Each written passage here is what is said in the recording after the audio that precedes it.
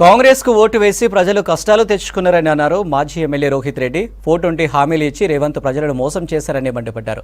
Chevella BRS MP అభ్యర్థి కాసాని జ్ఞానేశ్వర్ ముదిరాజ్ కు మద్దతుగా పెద్దెమ్మూలు మండలం మంబాపూర్ గ్రామంలో విస్తృత ప్రచారం నిర్వహించారు రోహిత్ రెడ్డి.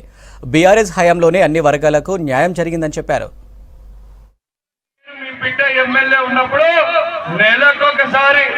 ప్రతి ఆడపిల్లకు పిలిచి పెళ్లి చేసుకున్న వాళ్ళకు 1,116 ఇచ్చేటండి. అవునా? ఇప్పుడు పోయింది అది కూడా. ఇక చదువుకున్న వాళ్ళకు స్కూటీలు ఇస్తాను కదా. స్కూటీలు ఎంతమందికి ఇచ్చిండు? స్కూటీలు ఇచ్చిండ ఎవరికైనా? సైకిళ్ళు కూడా నీకు శాత కాలేదు. నేను మొన్న బచ్చిరాబాద్ మండలం తిరుగుతున్నా. అయితే ఊర్లో అమ్మలందరూ సిలిండర్ల రోడ్డు పైన పెట్టుకొని కూర్చున్నారు.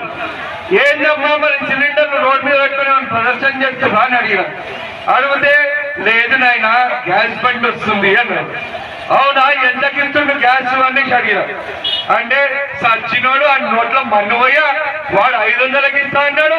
1000 రూపాయలు తీసుకుంటున్నాయన వీడు అని చెప్పి మొత్తుకుంటున్నారు.